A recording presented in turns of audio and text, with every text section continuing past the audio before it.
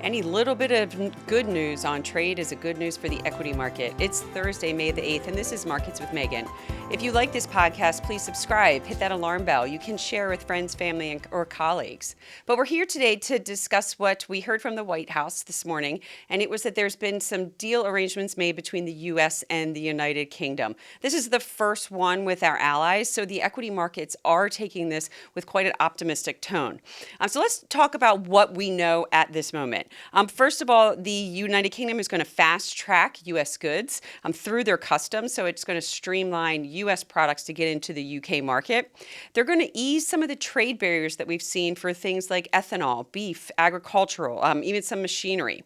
The U.K. is committed to buying about $10 billion worth of Boeing parts and airplanes. The U.K. can now sell about 100,000 of their cars to the U.S. at a 10% tariff, and that's down from about a 27.5% tariff. To put that into perspective, last year the U.K. exported about 92,000 vehicles into the U.S. So that is a solid number where the U.K. can now send cars into the U.S. at a very low tariff rate.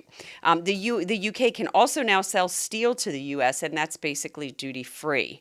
This is being set up as an opportunity for about $5 billion worth of exports of U.S. agricultural goods to go into the United Kingdom's economy. There's still a lot to be known about what will eventually be signed on the dotted line when it comes to these trade deals. This is the framework. So there's a lot more that we don't know than we do know, but this is a positive first step in the right direction for some of our other allies as well. Can this set up a framework for many of the other countries to come to the table and put forth some arrangements similar to what the United Kingdom did?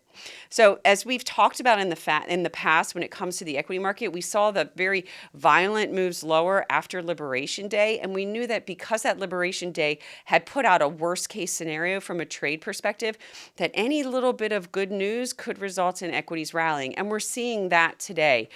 U.S. equities are rallying strongly. Bond yields are higher now with the hopes that this won't damage the economy as much as some had anticipated.